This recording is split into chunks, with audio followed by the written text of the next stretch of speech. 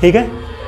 तो मुग़ल साम्राज्य में सबसे पहला काम, ठीक है ना, सबसे पहला काम हम लोग बाबर को पढ़ेंगे, ठीक है।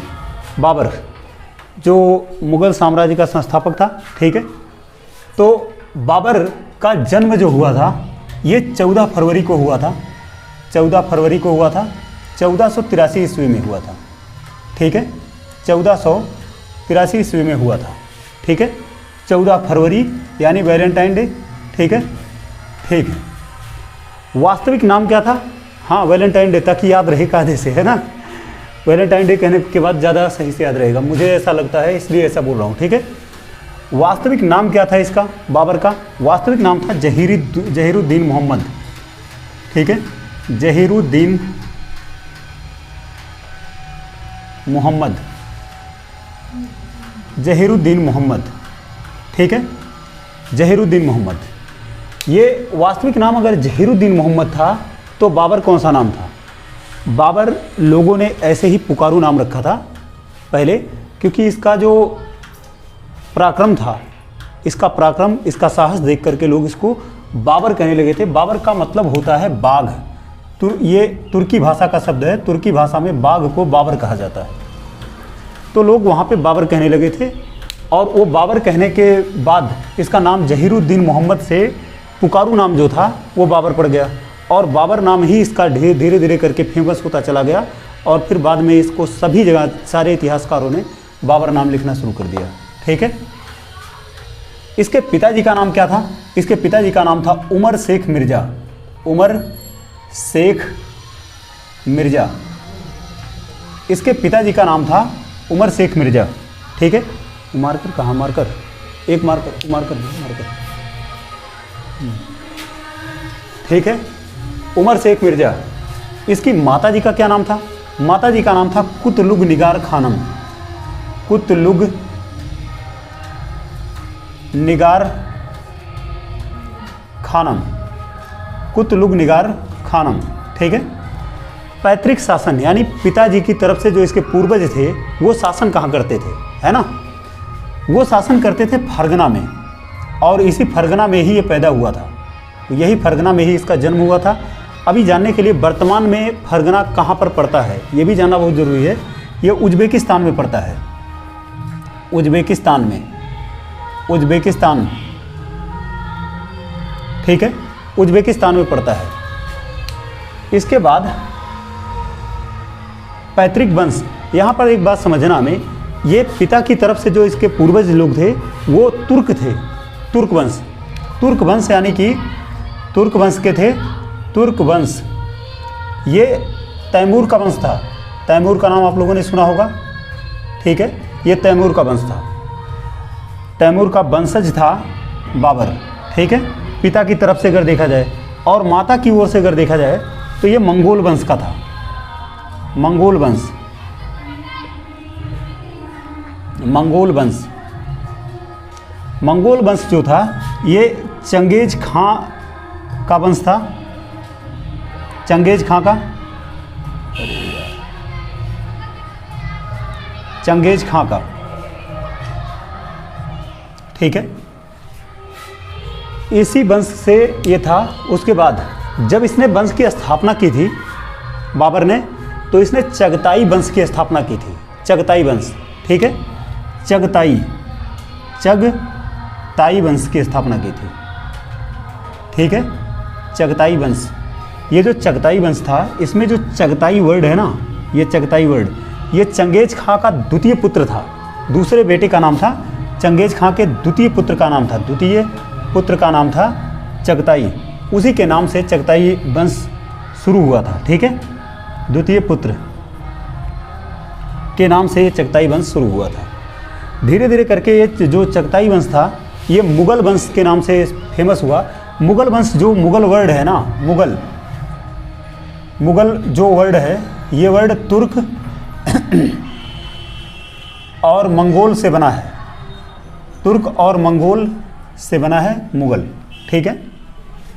ये जो तुर्क वंश था इसके पिताजी का वंश था, मंगोल वंश इसकी माता की ओर से था, दोनों का रक्त इसमें था, दोनों का रक्त था बाबर में, और उसी के आधार पर इसको मुग़ल वंश कहा जाने लगा, ठीक। ठीक है। बाद में ये प्रचलित जो हुआ वंश, तो ये मुगल वंश के नाम से ही प्रचलित हुआ, ठीक है। तो चगताई नाम कहीं लिखा हुआ सामान्यतः नहीं मिलता, वैसे एनसीईआरटी वगैरह में देखोगे तो कहीं कहीं मिलेगा, लेकिन इस वंश का सही नाम जो था, जो पॉपुलर नेम था, वो मुगल वंश था, ठीक है। इसके बाद 1494 ईस्वी में, यहाँ से अगर हम देखें तो 1494 में, 1483 में पैदा हुआ और 1494 ईस्वी में 11 साल की अल्प आयु में, 11 साल की आयु थी, तो अल्प आयु का मतलब कम उम्र है ना। तो 11 साल की आयु में, 11 साल की उम्र मतलब अल्प आयु में, 11 साल की अल्प आयु में ये फरगना का शासक बना, ठीक है। फरगना का शासक बना, फरगना का शासक बना।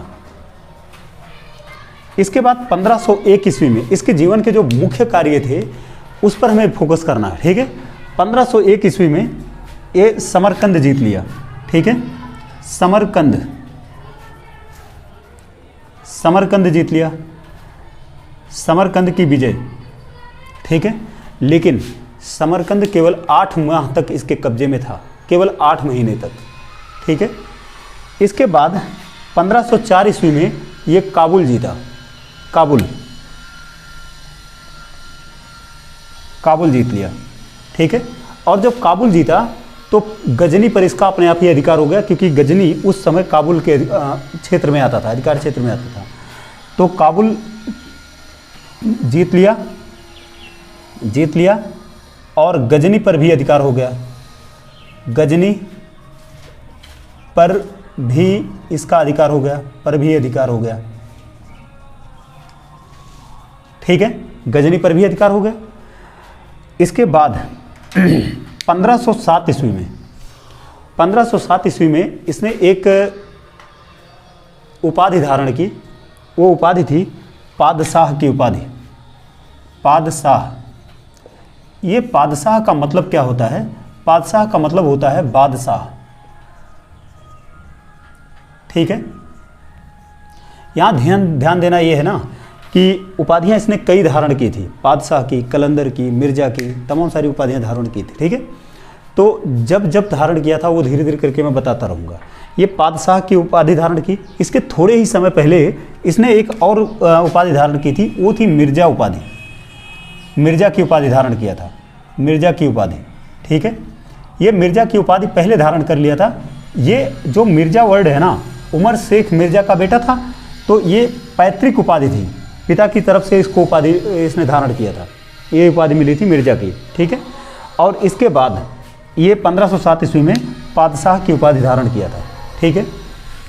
ये इसके जीवन के मुख्य कार्य थे शुरुआत के। उसके बाद इसका भारत पर आक्रमण के बारे में इससे सोचने लगा, और भारत पर आक्रमण के बारे मतलब भारत पर आक्रमण करने का कारण क्या था ये जानना बहुत ज़रूरी है। देखो 3 प्रमुख कारण थे, 3 कारण ऐसे थे जो बहुत ही इम्पॉर्टेंट थे, उनकी वजह से इसने भारत पर आक्रमण किया था, ठीक है। 3 कारण है, वो 3 कारण क्या क्या थे? पहला कारण ये था, पहला कारण जो मोस्ट इम्पॉर्टेंट था, वहाँ पर ये उज्बेकिस्तान में पड़ता था। उज्बेकिस्तान में 3 वंश ऐसे थे, एक सफवी वंश था, ठीक है, सफवी, और एक उज्बेक थे, उज्बेक। वहाँ पे जो उज्बेक लोग थे ना, उनसे लगातार ये पराजय हो रही थी इसकी, ठीक है। तो उज्बेकों से लगातार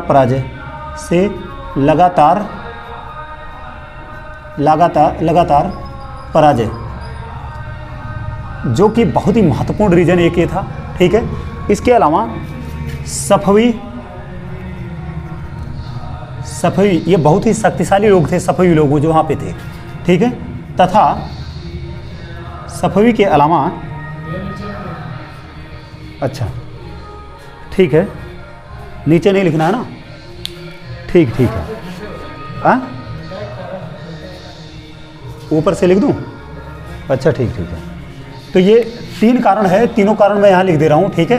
एक तो उज्बेकों से जो डर था, उज्बेकों का डर था से लगातार पराजय हो रही थी, उज्बेकों से लगातार पराजय, ठीक है, लगातार पराजय।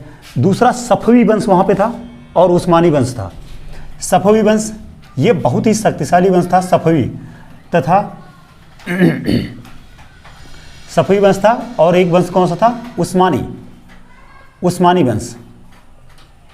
ये सफवी लोग जो थे बहुत ही शक्तिशाली लोग थे। और यहाँ पे एक उस्मानी वंश था, ठीक है। ये तीनों से इसे बहुत ही खतरा था, तीनों वंश से, ये तीनों लोगों से, मतलब ये उज्बेक लोग जो वहाँ के थे उनसे, और ये सफवी जो शक्तिशाली बहुत ज़्यादा थे इनसे, और उस्मानी वंश से, इन तीनों से उसे बहुत ही खतरा था। तो उस खतरे को लेकर के ये वहाँ से इन लोगों से डर रहा था, इनका भय इसको सता रहा था कि ये कभी भी इस पर आक्रमण कर सकते हैं, और इसके लिए खतरा थे वो लोग, ठीक है। तो एक रीजन तो ये बहुत ही महत्वपूर्ण था। दूसरा एक रीजन और था, ये काबुल जीता था, गजनी इसके अधिकार में था। इसके बावजूद भी वहाँ से जो इसकी अर्निंग हो रही थी ना, जो धन की कमाई हो रही थी वो बहुत कम हो रही थी। वो जो धन की कमाई इतना कम हो रही थी कि उसकी वजह से, मतलब उस धन से वो अपने सैनिकों का भी मतलब उसकी सैनिकों की ज़रूरतों को भी पूरा नहीं कर पा रहा था, ठीक है। तो जब सैनिकों की ज़रूरतें पूरी नहीं हो पा रही थी तो क्या करता? धन इसको चाहिए था, धन कहाँ से लाता? धन लाने के लिए इसको कहीं और से, किसी और अधिकार, मतलब क्षेत्र पर अधिकार करना था, वहीं से धन पाता, है ना। तो एक रीज़न ये था कि धन की लालसा,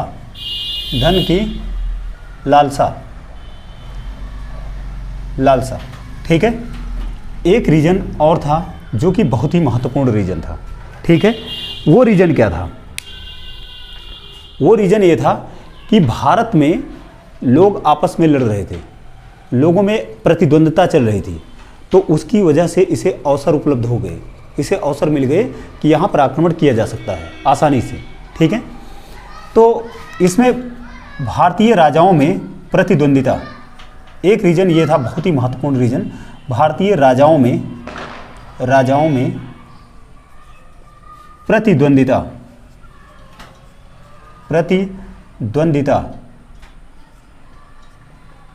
ठीक है। भारतीय राजाओं में प्रतिद्वंद्विता, इसकी वजह से इसे उपलब्ध भी मतलब इसे अवसर भी मिल गया आसानी से। तो ये तीन कारण बहुत ही इम्पॉर्टेंट थे। मतलब उसकी नज़र, मतलब बहुत ही इम्पॉर्टेंट ऐसे हैं जिसकी वजह से बाबर ने भारत पर आक्रमण किया, ठीक है। अब जब भारत पर आक्रमण किया तो अतुल थोड़ा करना, इसके बाद भारत पर आक्रमण करने के लिए जो पहला अभियान था, पहला अभियान भारत पर आक्रमण के लिए, ठीक है, वो था 1518-19 में। 1518 से लेकर 19 का टाइम था जिस समय पहला अभियान उसने शुरू किया, ठीक है। पहला अभियान जो था, प्रथम अभियान,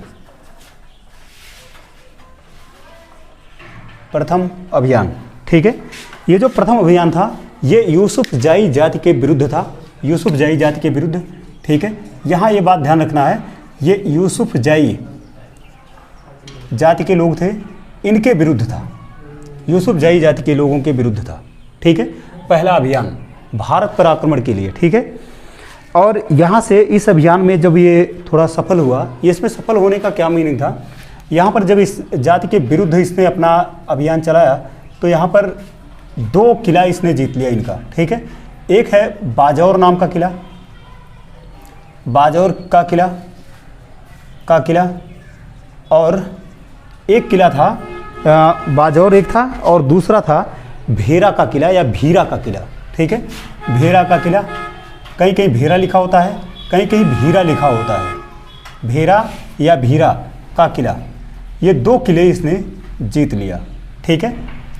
अच्छा, 1519 में खैबर दर्रे को पार करके, ये खैबर दर्रा कई बार पेपर में पूछ लिया जाता है कि खैबर दर्रा कहाँ पर है।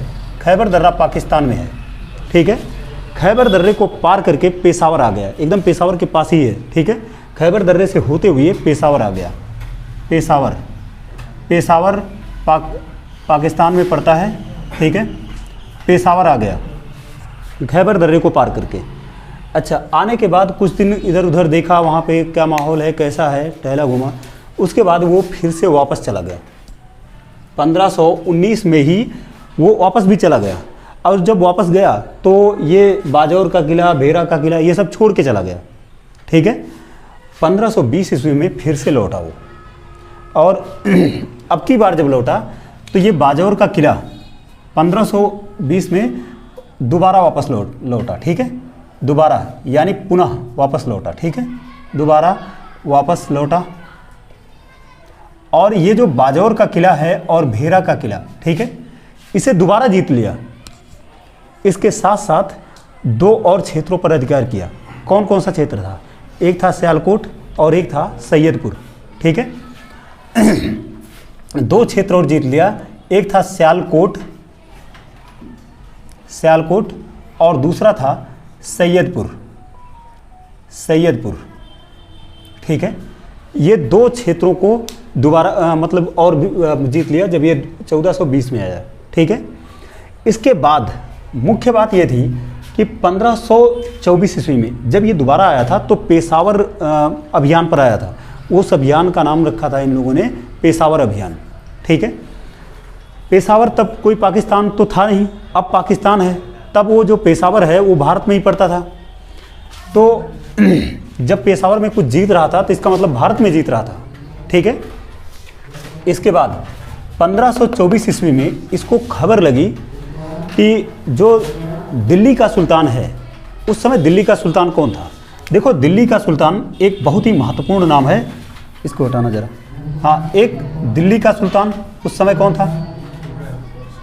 दिल्ली का शासक। दिल्ली का शासक उस समय कौन था? पंजाब का गवर्नर कौन था उस समय? पंजाब का गवर्नर कौन था उस समय? और मेवाड़ का शासक कौन था उस समय? मेवाड़ का शासक कौन था उस समय? मेवाड़ का शासक, ठीक है। हाँ, बिल्कुल, ठीक है। नज़र बनाए रहोगे तो अच्छा रहेगा, ध्यान रखोगे थोड़ा याद होता चला जाएगा भी, ठीक है।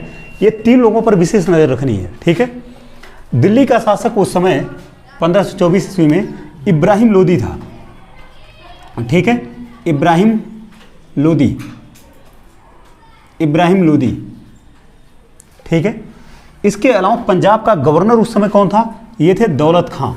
इनका नाम था दौलत खां। देखो, इनका नाम भी जरूरी है, इनके बेटे का नाम भी जरूरी है। इनके बेटे का नाम था दिलावर खां। अभी बताऊंगा क्यों जरूरी है। ये मेवाड़ का शासक कौन था? मेवाड़ के शासक थे राणा सांगा, ठीक है, राणा सांगा। ये जब पेशावर अभियान पर था उस समय 1524 ईस्वी में बाबर को पता लगा कि ये जो दिल्ली का शासक है इब्राहिम लोदी, इसमें और पंजाब का जो गवर्नर है दौलत खां, इन दोनों में कुछ विवाद चल रहा है, मतभेद चल रहा है, ठीक है। इस मतभेद का पता चलने के बाद इसे एक अवसर वहाँ पर मिल गया। इसने सोचा कि अगर इन दोनों के मतभेद के बारे में हमको पता चल ही गया है और मतभेद है, तो इस मतभेद का हम फायदा उठा सकते हैं। लेकिन ये कुछ बोले इसके पहले ही यहाँ से दौलत खां ने, मतलब कोई भी कदम उठाने के पहले ही दौलत खां ने यहाँ पे अपने पुत्र को, अपने बेटे को, इसके बेटे का नाम था दिलावर खां, ये अपने बेटे दिलावर खां को इब्राहिम लोदी यहाँ बाबर के दरबार में भेजा, बाबर से मिलने के लिए भेजा और उसे निमंत्रण दिया कि जो है आप भारत पर आक्रमण करो, भारत में भी दिल्ली पर आक्रमण करो। क्योंकि दिल्ली भारत पर आक्रमण करने का मतलब दिल्ली मतलब सबसे ज़्यादा वैल्यूएबल उस समय का जो राज्य था, सबसे ज़्यादा शक्तिशाली राज्य था, वो यही था दिल्ली और आगरा, ये सब उसी क्षेत्र में चलता था जहाँ पे इब्राहिम लोदी का शासन था, ठीक है। तो ये दिलावर खां गया, बाबर से मिला, इसने बोला कि यहाँ पे मतलब इसने निमंत्रण दिया कि आप आओ और दिल्ली पर आक्रमण करो, हम भी आपका सहयोग करेंगे। इधर राणा सांगा ने इनके बारे में संभवतः लिखा हुआ किताबों में, ये कंफर्म नहीं है कि राणा सांगा जी ने भेजा था, लेकिन संभवतः राणा सांगा ने भी कुछ निमंत्रण भेजा था इसके पास, मतलब बाबर के पास, ठीक है, कि आप आओ और दिल्ली के शासक इब्राहिम लोदी पर आक्रमण करो, ठीक है। इसके बाद बाबर आया और जब आक्रमण करने के लिए आया तो उसने राणा सांगा और दौलत खां से ये बात कंफर्म कर लिया कि तुम लोगों को भी मेरा साथ ही देना है। तो इन लोगों ने उसका साथ दिया, तो वो आया और दिल्ली पर 1526 ईस्वी में दिल्ली पर उसने आक्रमण कर दिया। वो आक्रमण पानीपत के मैदान में युद्ध हुआ, जब ये आक्रमण हुआ, मतलब पानीपत के मैदान में ये हुआ, तो इसको पानीपत के मैदान में होने की वजह से इसे पानीपत का युद्ध कहते हैं, ठीक है। और पानीपत का ये पहला युद्ध था, तो पानीपत का प्रथम युद्ध इसे ही कहते हैं, जो 1526 ईस्वी में हुआ था। पानीपत का प्रथम युद्ध, ठीक है। पानीपत का प्रथम युद्ध ये किसके किसके बीच लड़ा गया, ये तो आप समझ गए होंगे। ये इब्राहिम लोदी और बाबर के बीच लड़ा गया, है ना। इसमें अब कुछ बातें बहुत ही इंपॉर्टेंट हैं जो हमें ध्यान रखनी है, ठीक है। ये बहुत ही भीषण युद्ध था, ठीक है। इसको बाबर ही जीता था, लेकिन उस युद्ध में कौन सी तकनीक का इस्तेमाल किया, ठीक है, कौन कौन से लोग मोस्ट इंपॉर्टेंट थे, उनके बारे में जानना बहुत ज़रूरी है। सबसे पहली बात, इस युद्ध में जो युद्ध नीति का इस्तेमाल किया गया था, वो युद्ध नीति थी तुलगमा युद्ध नीति, ठीक है। उस युद्ध नीति का नाम था तुलगमा युद्ध पद्धति। तुलगमा युद्ध पद्धति, ठीक है। तुलगमा युद्ध पद्धति का इस्तेमाल किया, ठीक है। ये जो युद्ध पद्धति थी ना, तुलगमा, इसे इसने सीखा किससे था? उज्बेकों से सीखा था, उज्बेकों से। उज्बेकिस्तान का ही तो है ये, उज्बेकिस्तान से ही तो आया था, तो उज्बेकों से सीखा था, ठीक है। दूसरी चीज़ थी तोप को सजाने की जो पद्धति थी इसमें, ठीक है। ये इसी पद्धति का इस्तेमाल करके पानीपत का युद्ध जीता था, ठीक है।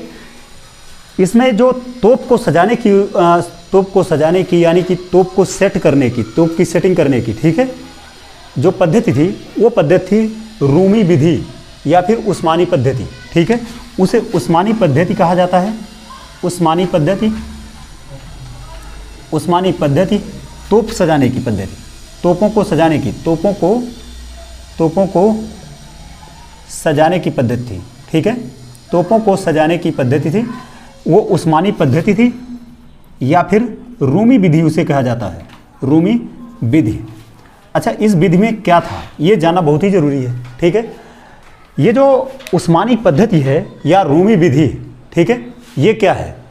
इसमें दो गाड़ियाँ खड़ी कर दी जाती थी, दो गाड़ियाँ, इधर एक इधर, और बीच में स्पेस होता था। इस बीच में यहाँ पर तोप को रखा जाता था ताकि इधर से कोई आक्रमण करे तो ये गाड़ी पे आके फंस जाए, इधर से कोई आक्रमण करे तो ये दोनों गाड़ियाँ इसको सेफ रखती थी, सुरक्षित रखती थी। तो इस विधि को कहा जाता है रूमी विधि या उस्मानी विधि। तोप यहाँ से लगाई जाती थी और फिर लोगों पर आक्रमण किया जाता था, ठीक है। तो इस विधि का इस्तेमाल किया गया था। इसमें एक बात और जानना बहुत ही ज़रूरी है कि तोपों को, जो तोप खाने का नेतृत्व किया था, वो दो बहुत ही योग्य लोग थे, उनके हाथों में तोप खाने का नेतृत्व था। देखो, एक बात ध्यान रखना कि तोपों का इस्तेमाल हिंदुस्तान में सबसे पहले बाबर ने किया था, ऐसा माना जाता है, ठीक है। तो तोपों को, जो तोप खाने का नेतृत्व दो लोगों के हाथ में था, नेतृत्व दो लोगों के हाथ में था। वो दो लोग कौन थे, याद है किसी को? उस्ताद अली और कौन था? मुस्तफ़ा खां थे, ठीक है। तो वो दो लोग जो थे, वो एक थे उस्ताद अली और दूसरे थे मुस्तफ़ा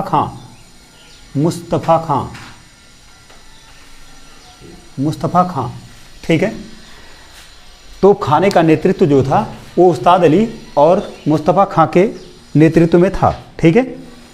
अब एक बात को और समझना बहुत ही ज़रूरी है। इब्राहिम लोदी अफ़गान था।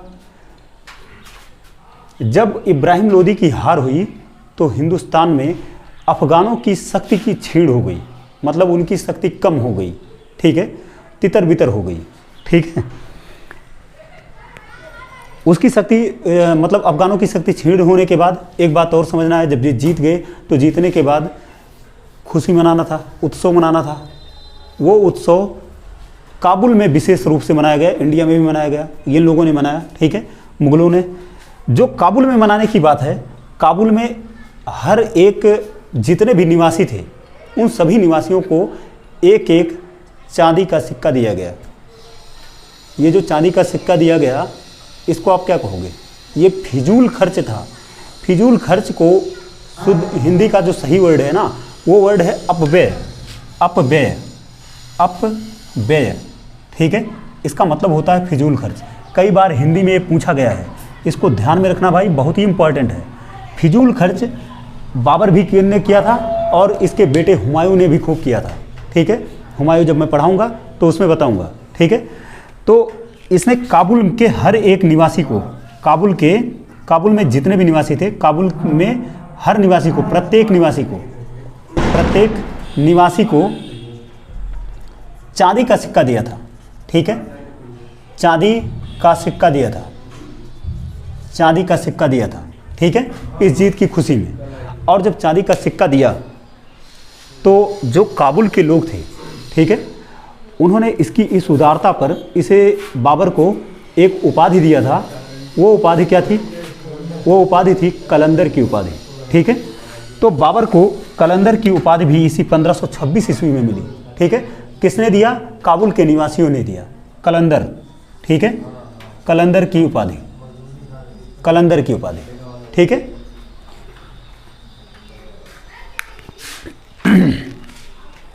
इसमें एक बात और समझना है, इस युद्ध में, ये जो पानीपत का प्रथम युद्ध था, इसमें जीत जो हुई थी, इस जीत का श्रेय बाबर ने किसको दिया था, ठीक है।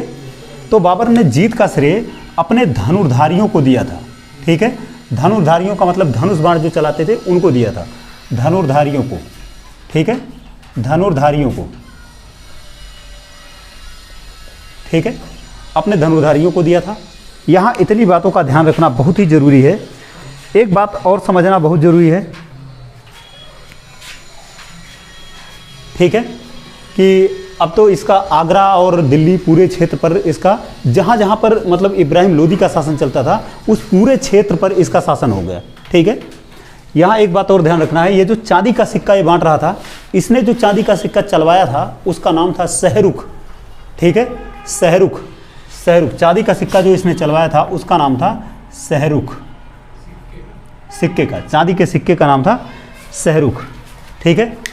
तो इसके बाद फिर इसी यहाँ पे राणा सांगा जी थे, जो राणा सांगा चाहते थे, और ये दौलत खां, ये लोग जब साथ दिए थे बाबर का, तो इन लोगों को ये उम्मीद थी कि वो आएगा, इंडिया को लूटेगा और इसके बाद चला जाएगा।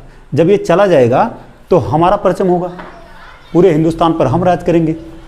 तो दिल्ली की गद्दी पर बैठने का चक्कर इन लोगों का था, और लेकिन इसने ये निश्चय कर लिया कि मुझे भारत में ही रहना है।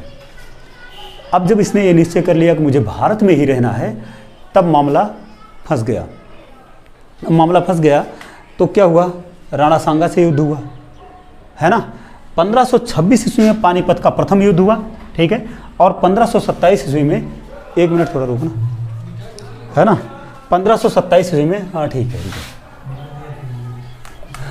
अब जो 1527 ईस्वी में ये खानवा का युद्ध हुआ, खानवा का युद्ध, खानवा का युद्ध, ठीक है। ये युद्ध राणा सांगा और बाबर के बीच हुआ, ठीक है। किसके किसके बीच हुआ? राणा सांगा और बाबर के बीच हुआ, बाबर के बीच, ठीक है, राणा सांगा और बाबर के बीच। ध्यान रहे एक बात का कि बाबर 4 युद्ध अपने इंडिया में मोस्ट इंपॉर्टेंट वाला लड़ा था, जो बहुत ज़्यादा पेपर में पूछा जाता है, और 4 के चारों युद्ध जीत गया था। और एक बात समझना है, एक 26 में लड़ा, फिर 27 में लड़ा, फिर 28 में चंदेरी का लड़ा, फिर 29 में भी लड़ा, घाघरा का युद्ध, और उसके बाद 1530 में मर गया, ठीक है। ये चारों युद्ध वही जीता था, ठीक है, ठीक है। एक मिनट रुकना जरा।